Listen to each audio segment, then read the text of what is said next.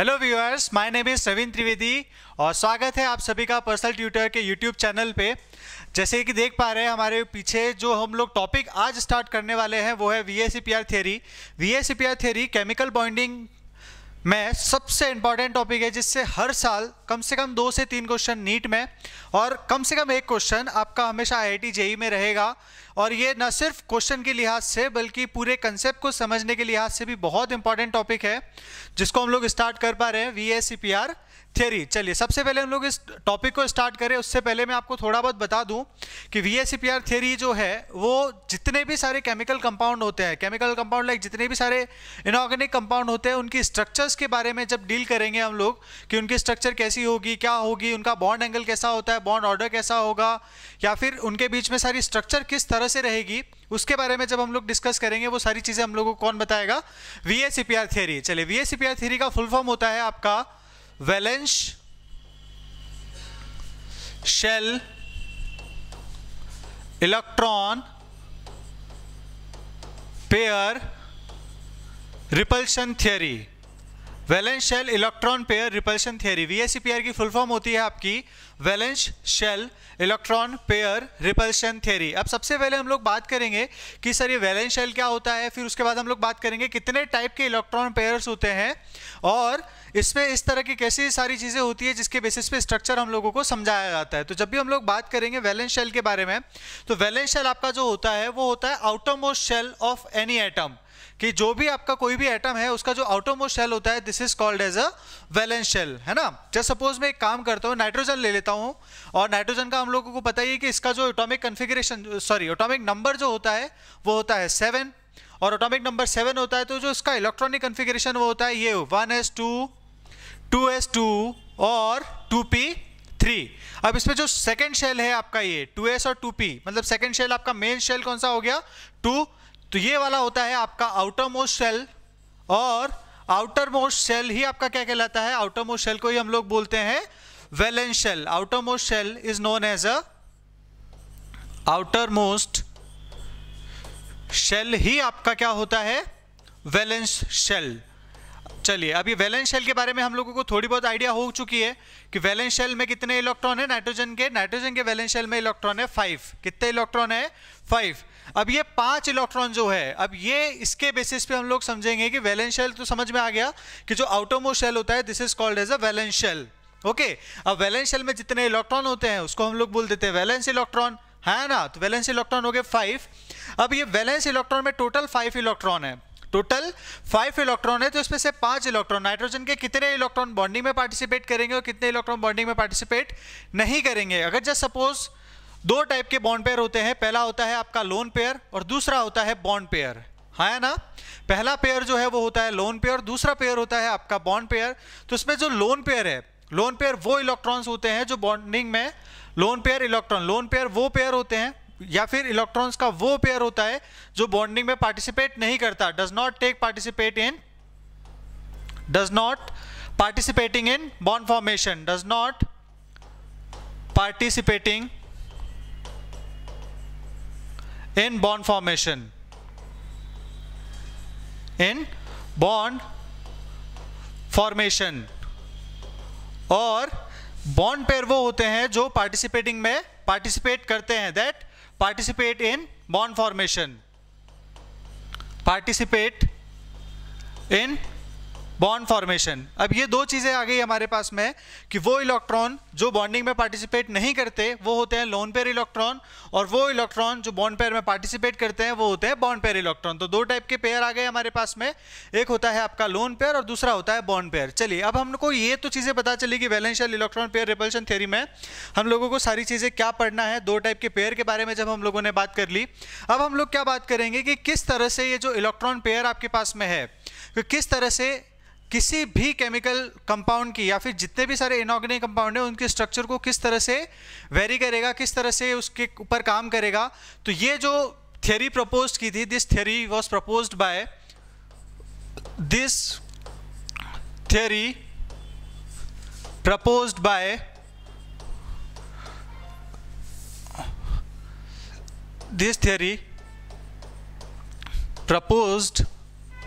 Bye Sidgwick and Powell. एक scientist थे जिनका नाम था सिडविक एंड पॉवेल। वैसे ये कुछ तरह के क्वेश्चन नहीं आते आपके, साइंटिस्ट बेस्ड क्वेश्चन नहीं आते, आपको सीधा सा पूछा जाता है कि उसके स्ट्रक्चर के बारे में नॉलेज आपको पूछा जाएगा, उनके बारे में आपको पूछा जाएगा, लेकिन आपको ये नहीं पूछेगा कि कौन सा साइंटिस्ट है। फिर भी एक जनरल नॉलेज की हमको पता होना चाहिए कि ये जो थ्योरी प्रपोज की थी वो की थी सिडविक एंड पॉवेल ने। और सिडविक एंड पॉवेल के अकॉर्डिंग अब देखो उन्होंने बहुत सारी एक्सपेरिमेंट्स किए, कुछ अलग अलग बहुत सारे कंक्लूजन निकाले, है ना। और कंक्लूजन के बाद में उन्होंने कुछ पर्टिकुलर पोस्टुलेट्स दिए और उन्हीं पोस्टुलेट को हम लोगों को इस्तेमाल में लेना है, उन्हीं पोस्टुलेट को हम लोगों को काम में लेना है कि उन पोस्टुलेट के बेसिस पे हम लोग कैसे स्ट्रक्चर बता पाते हैं।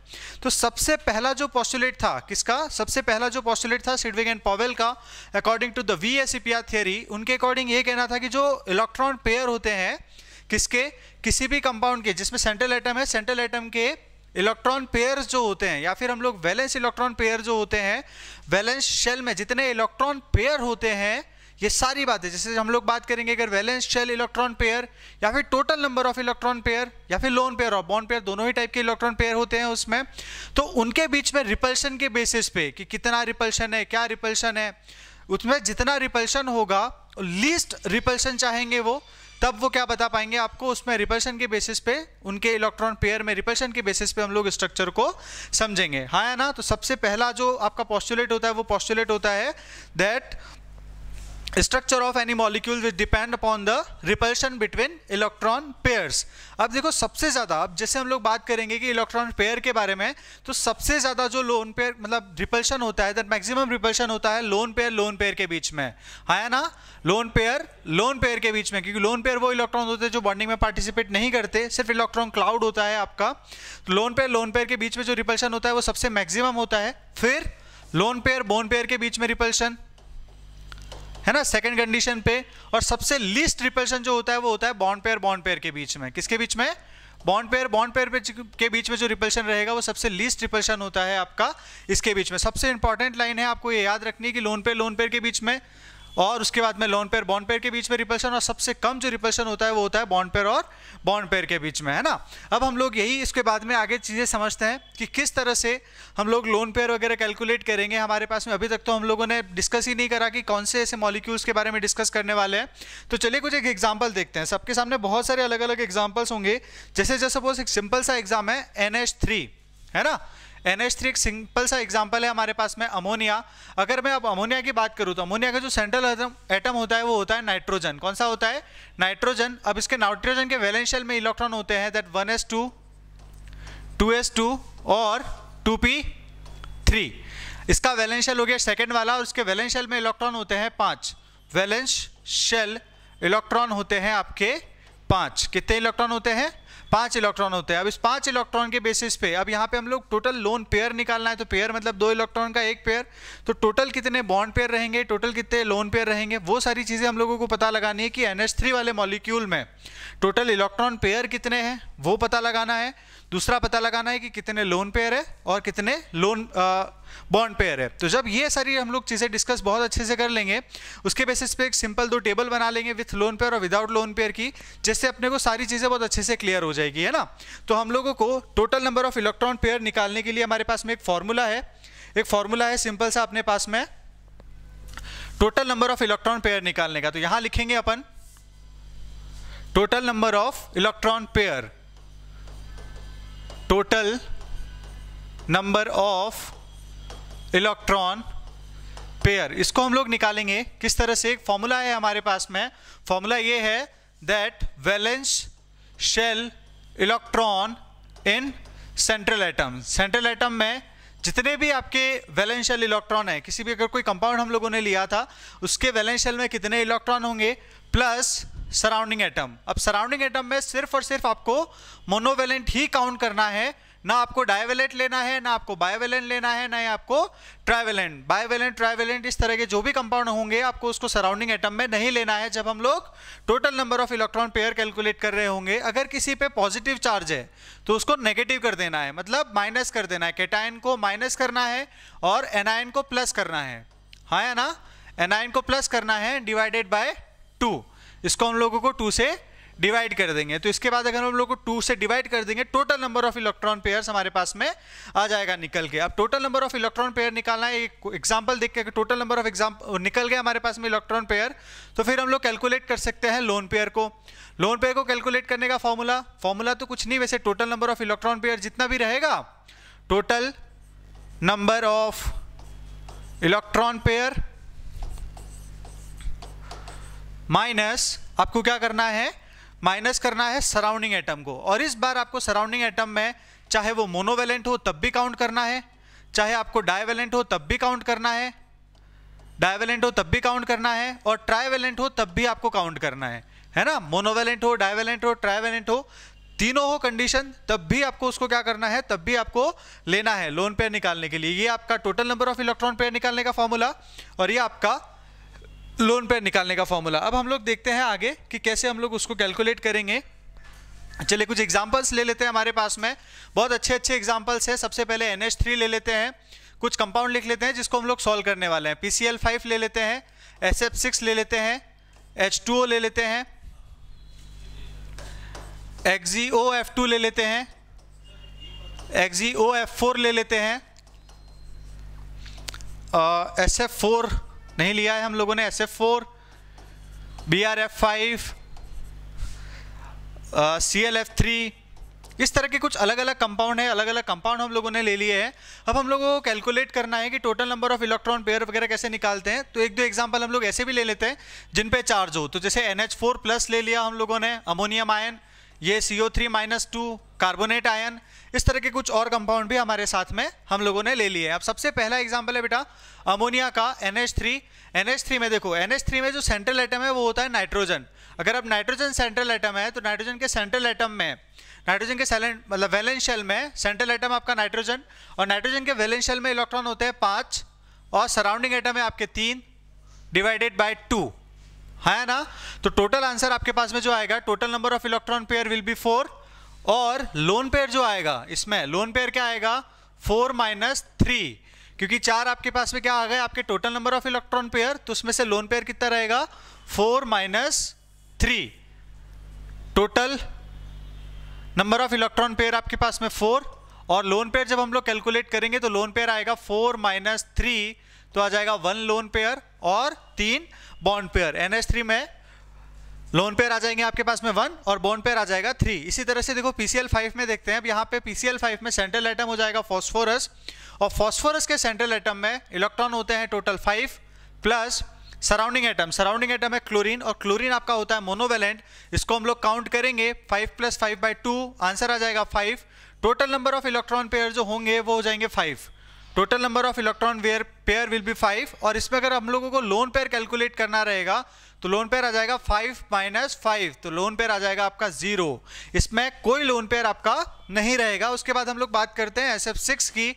जब SF6 के बारे में बात करेंगे, SF6 के बारे में बात करेंगे तो SF6 में देखो क्या होगा आपका, सल्फर आपका सेंट्रल एटम, सल्फर के आउटरमोस्ट शेल में होता है 6 इलेक्ट्रॉन, प्लस 6 हो जाएंगे surrounding atom divided by 2, answer will be 6, है ना। तो इसमें भी आपको दिखेगा कि लोन पेयर इसमें भी क्या रहेगा, 0।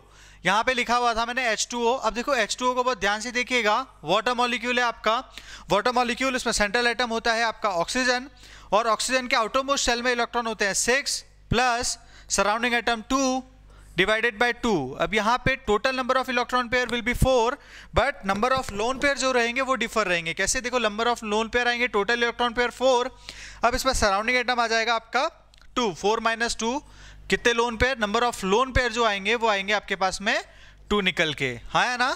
चलिए देखते हैं अब XeOF2। अब XeOF2 में आपका जो सेंट्रल एटम है, सेंट्रल एटम होगा फ्लोरीन, कौन होगा, सॉरी, सेंट्रल एटम जो होगा वो होगा आपका जिनन जो है आपका, वो आपका किस तरह से बिहेव करेगा, सेंट्रल एटम की तरह बिहेव करेगा। किसकी तरह बिहेव करेगा, सेंट्रल एटम की तरह बिहेव करेगा। तो देखिए यहाँ पे Xe के सेंट्रल एटम में, Xe अगर आपका सेंट्रल एटम है तो Xe के आउटरमोस्ट शेल में, Xe आपको पता है जिनन होता है, और जिनन आपकी आइडियल गैस, और आइडियल गैस के आउटरमोस्ट शेल में कितने इलेक्ट्रॉन होते हैं, 8 इलेक्ट्रॉन। तो यहाँ पे 8 इलेक्ट्रॉन प्लस, अब यहाँ पे ऑक्सीजन को हम लोग काउंट नहीं करेंगे सराउंडिंग एटम में, काउंट इसलिए नहीं करेंगे क्योंकि ऑक्सीजन जो होता है वो आपका डाइवेलेंट होता है, देन सिर्फ हम लोगों को काउंट करना है मोनोवेलेंट। तो 8 + 2 10, 10 डिवाइडेड बाय 2, ये आपका आ जाएगा answer 5 will be total number of electron pair. और यहाँ पे लोन पेयर अगर मुझे काउंट करना हो तो लोन पेयर अब क्या होगा, देखो 5 माइनस, अब ऑक्सीजन भी काउंट करेंगे और फ्लोरीन भी काउंट करेंगे, तो 5 minus 3, total number of lone pair आ जाएगा 2 और बॉन्ड पेयर आ जाएगा 3, है ना, कि टोटल नंबर लोन पेयर आ गया आपके पास में 2, तो बचे कितने, बचे बॉन्ड पेयर, तो बॉन्ड पेयर कितने हो जाएंगे, 3 हो जाएंगे।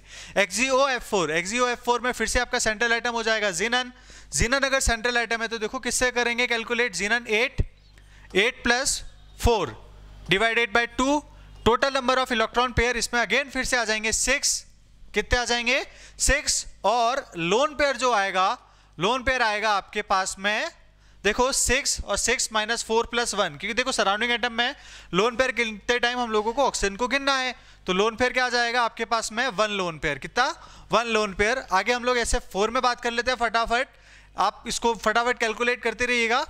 सल्फर में होता है आपका 6 प्लस 4 डिवाइडेड बाय 2, आंसर आ जाएगा आपके पास में total number of electron pair 5, और नंबर ऑफ लोन पेयर जो आएंगे, नंबर ऑफ लोन पेयर आपके वापस से फिर से देखो 5 माइनस 4 लोन पेयर आ जाएगा 1।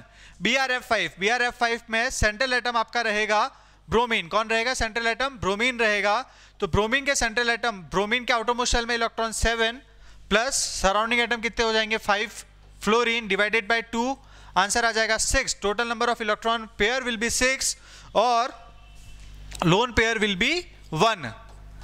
अब ClF3 में आपका सेंट्रल आइटम होगा क्लोरीन, अब क्लोरीन अगर सेंट्रल आइटम है तो इसका आउटरमोस्ट शेल में होगा 7 electron plus 3 divided by 2, total number of electron pair will B 5 and number of lone pair will B 2। देखो लोन पेयर कितने हो जाएंगे 2 हो जाएंगे। अब ये ClF3 हो गया। अब देखो ये ध्यान से देखिएगा दोनों एग्जाम्पल फिर से NH4 प्लस और CO3 माइनस 2, क्योंकि एक केटायन वाला है अमोनियम आयन और कार्बोनेट आयन, एक केटायन आयन है और दूसरा एनायन है। अब ये NH4 प्लस में सेंट्रल एटम होगा नाइट्रोजन, तो नाइट्रोजन देखो सेंट्रल एटम अगर है तो सेंट्रल एटम नाइट्रोजन के सेंट्रल एटम में मतलब सॉरी नाइट्रोजन के वैलेंस शेल में कितने electron 5 electron plus surrounding atom hydrogen 4। अब एक पॉजिटिव चार्ज है नाइट्रोजन पे, पॉजिटिव चार्ज है, क्योंकि देखो क्या होगा कि जब अमोनियम आयन होता है तो हाइड्रोजन के पास में कोई इलेक्ट्रॉन यहाँ पे शेयर नहीं करेगा बॉन्डिंग में, तो नाइट्रोजन के पास में जो बचे हुए दोनों के दोनों इलेक्ट्रॉन है वो क्या करेगा हाइड्रोजन को दे देगा और उससे बॉन्ड बना लेगा। उस कंडीशन में क्या होगा कि देखो प्लस चार्ज आएगा नाइट्रोजन पे, तो क्या होगा कि 5 प्लस 4 और माइनस प्लस 1 पॉजिटिव चार्ज है, तो ये क्या करेंगे यहाँ पे -1 डिवाइडेड बाय 2, टोटल आंसर आपके पास में आएगा number of electron pair will be 4, total number of electron pair, और number of lone pair will be 0। क्या होगा NH3 में अपने पास में नंबर ऑफ लोन पेयर आपके पास में 1 था, लेकिन NH4 प्लस में कोई भी लोन पेयर नहीं होगा। क्यों नहीं होगा, क्योंकि जो लोन पेयर के इलेक्ट्रॉन है वो इसने बॉन्डिंग में पार्टिसिपेट कर लिया है। नेक्स्ट देखते हैं CO3 माइनस 2 कार्बोनेट आयन में, कार्बोनेट आयन में कार्बन आपका जो होगा वो आपका सेंट्रल एटम की तरह बिहेव करेगा, तो इसका आंसर हो जाएगा देखो कार्बन के वैलेंस शेल में इलेक्ट्रॉन हो जाएंगे आपके 4 और माइनस है तो प्लस हो जाएगा 4 plus 2 6 divided by 2, total answer 3 है ना। और लोन पेयर कितना हो जाएगा, लोन पेयर आपके पास में आ जाएगा आंसर 0। कितना आंसर आ जाएगा 0 आ जाएगा लोन पेयर में। ये पूरे टोटल हमारे पास में निकालने का तरीका था, जितने भी सारे बेसिक्स हो सकते थे।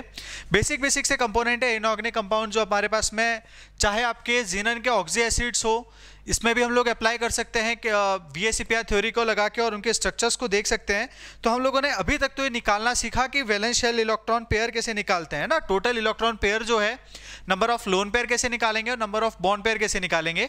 अब अपन ये सीखते हैं कि इसी के बेसिस पे, इलेक्ट्रॉन पेयर्स के बेसिस पे किस तरह से हम लोग उसकी स्ट्रक्चर को डिफाइन करेंगे। तो सबसे पहले जो टेबल हम लोग डिस्कस करने वाले हैं वो टेबल हम लोग डिस्कस करेंगे किसके बारे में, जिसमें लोन पेयर नहीं होते उस टेबल को डिस्क्राइब करेंगे, और दूसरी टेबल वो होगी जिसमें हम लोगों को क्या डिस्कस करना है कि जैसे अगर लोन पेयर होता उस कंडीशन में, अगर लोन पेयर है तो उस कंडीशन में किस तरह से स्ट्रक्चर पे उस पे वेरी करेगा, डिफरेंस होगा। चलिए नेक्स्ट अपन लोग देखते हैं भाई क्या स्ट्रक्चर्स के बारे में। अब स्ट्रक्चर के बारे में मैंने आपको बोला कि लोन पेयर और बॉन्ड पेयर सबसे ज्यादा अट्रैक्शन होता है लोन पेयर, रिपल्शन होता है लोन पेयर और लोन पेयर के बीच में, उसके बाद लोन पेयर और बॉन्ड पेयर के बीच में, सबसे कम रिपल्शन जो होता है वो होता है बॉन्ड पेयर और बॉन्ड पेयर के बीच में।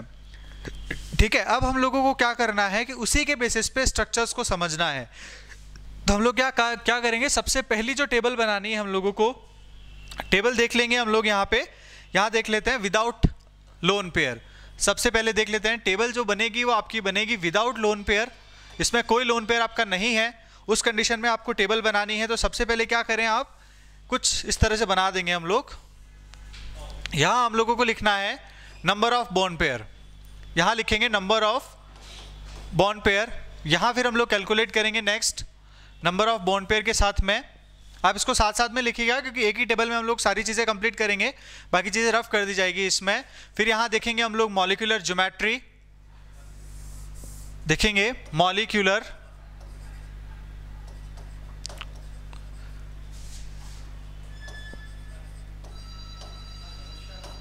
ज्योमेट्री। हम लोग फिर बात करेंगे स्ट्रक्चर कैसी होगी आपकी, स्ट्रक्चर और बॉन्ड एंगल, स्ट्रक्चर और बॉन्ड एंगल। फिर हम लोग डिस्कस करेंगे इसके एग्जांपल्स के साथ में, है ना, मतलब एग्जांपल से शुरू करेंगे हम लोग। सबसे पहला एग्जांपल है हमारे पास में BeCl2। अब मैंने आपको निकालना सिखा रखा है कि कैसे हम लोग नंबर ऑफ लोन पेयर और बॉन्ड पेयर कैलकुलेट करते हैं किसी भी केमिकल कंपाउंड में, किसी भी इनऑर्गेनिक कंपाउंड में। तो BeCl2 में आपका सेंट्रल एटम हो जाएगा बेरिलियम। अगर बेरिलियम आपका सेंट्रल एटम है तो बेरिलियम सेंट्रल एटम है 2, सेंट्रल एटम है बेरिलियम, उसके आउटरमोस्ट शेल में इलेक्ट्रॉन होते हैं 2, 2 + 2 4। तो टोटल नंबर ऑफ जो bond pair, total number of bond pair जो आएगा वो आएगा इसके पास में 2। Total number of electron pair भी 2 ही है और बॉन्ड पेयर भी 2 ही है। क्यों? क्योंकि लोन पेयर नहीं होता है। अब लोन पेयर नहीं है तो मॉलिक्यूलर ज्योमेट्री किस तरह से बनेगी, तो कुछ इस तरह से बनेगी। यहाँ पे एक और बनाना पड़ेगा अपने को टाइप के साथ में कि किस तरह का टाइप होगा, कंपाउंड का टाइप हो जाएगा आपका AB2 टाइप का। AB2 टाइप मतलब ये आपका सेंट्रल एटम है और B जो है वो क्या है, आपका बॉन्ड पेयर है। तो यहाँ पे क्या होगा कि देखो इस तरह से मॉलिक्यूलर ज्योमेट्री बनेगी कि जिसमें A जो है वो आपका किस तरह से रहेगा, A आपका सेंट्रल एटम है और B क्या है, आपके दोनों के दोनों बॉन्ड पेयर है। और इसके बीच में जो एंगल रहेगा, देखो मॉलिक्यूलर ज्योमेट्री कुछ इस तरह से दिखेगी और इस मॉलिक्यूलर ज्योमेट्री का नाम हो जाएगा, स्ट्रक्चर जो रहेगी वो होगी लीनियर। कैसी स्ट्रक्चर होगी, लीनियर स्ट्रक्चर होगी। मॉलिक्यूलर ज्योमेट्री किस इस तरह से दिखेगा आपके पास में, और इसका जो बॉन्ड एंगल है वो बॉन्ड एंगल हो जाएगा 180 डिग्री। कितना हो जाएगा bond angle, 180 degree. 180 degree bond angle हो गया। अब दूसरा एग्जाम्पल देखते हैं हम लोग BF3 का, है ना।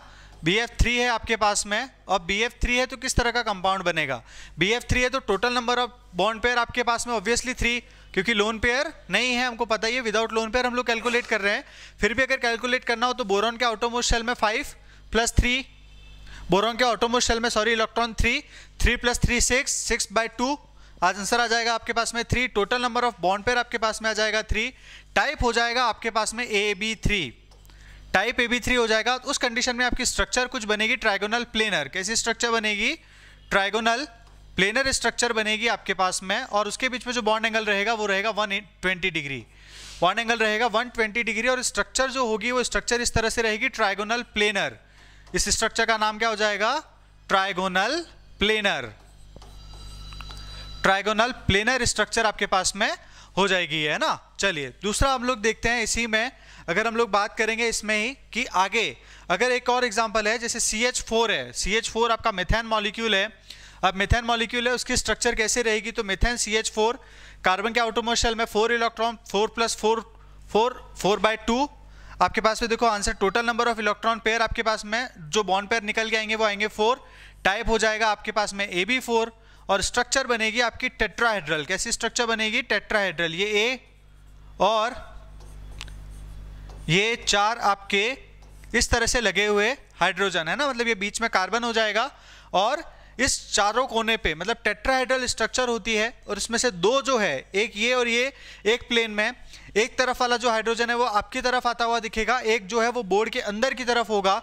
टेट्राहेड्रल स्ट्रक्चर होती है और बॉन्ड एंगल जो होता है आपका, बॉन्ड एंगल होता है 109 डिग्री और 3 मिनट, 109 डिग्री 3 मिनट। और स्ट्रक्चर का नाम होता है आपका टेट्राहेड्रल। कैसी स्ट्रक्चर होती है, टेट्राहेड्रल। टेट्राहेड्रल स्ट्रक्चर का नाम मीथेन के साथ में, हाँ ना।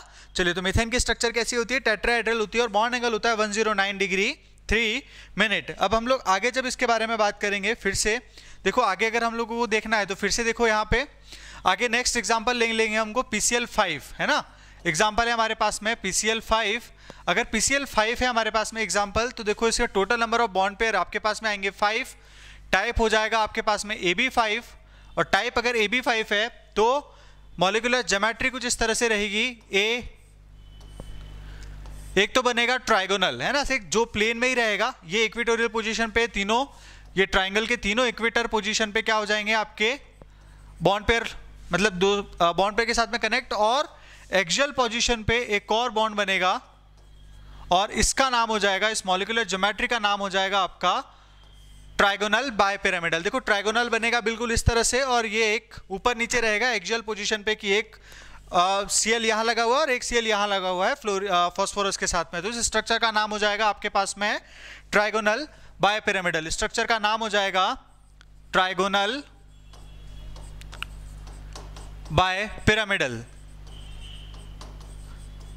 Trigonal bipyramidal. अब देखो इसमें बॉन्ड एंगल के बारे में जब हम लोग बात करेंगे, बॉन्ड एंगल के बारे में बात करेंगे, तो ये हो जाएगा आपके पास में 90 डिग्री एंगल, क्योंकि ये प्लेन है और प्लेन के साथ में कुछ इस तरह का बॉन्ड बनाएगा, तो ये होगा 90 डिग्री का एंगल।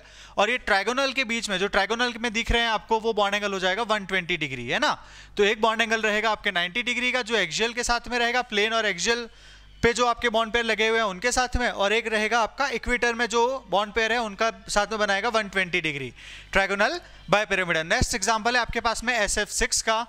SF6 के साथ में आपका जो रहेगा, देखो इसमें total number of bond pair आ जाएंगे आपके पास में 6, टाइप हो जाएगा आपका AB6, है ना, और ये इस तरह से रहेगा, ये आपका हो जाएगा A 1 2 3 और 4। तो ये देखो स्क्वायर बनेगा आपका, है ना, चारों बॉन्ड पेयर आपके स्क्वायर पोजीशन पे, और 2 बॉन्ड पेयर और हैं आपके जो लगेंगे आपके एक्सियल पोजीशन पे।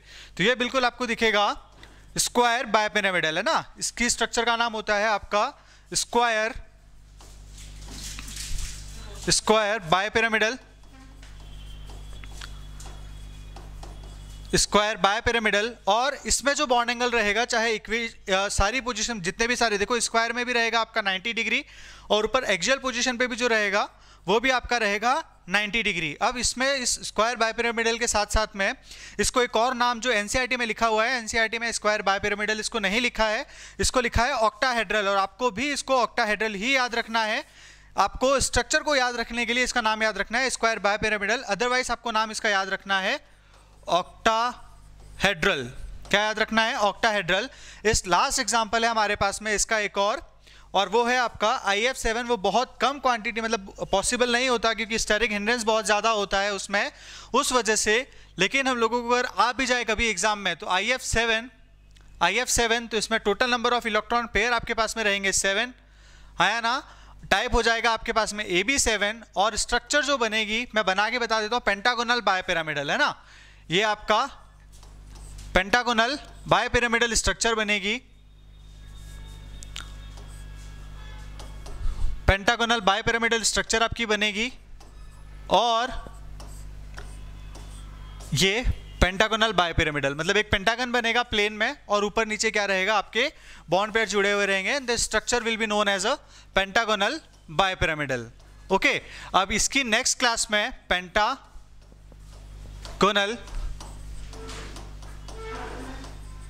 बायपिरामिडल, अब इसकी नेक्स्ट क्लास में हम लोग डिस्कस करेंगे कि विथ लोन पेयर, अगर इसमें लोन पेयर आ जाते हैं तो लोन पेयर आने के बाद में किस तरह से स्ट्रक्चर वेरी करता है, उसके बारे में हम लोग बात करेंगे। Thank you so much for watching personal tutor. Please channel को सब्सक्राइब करिए एंड आपके दोस्तों के साथ में शेयर कीजिए। Thank you so much.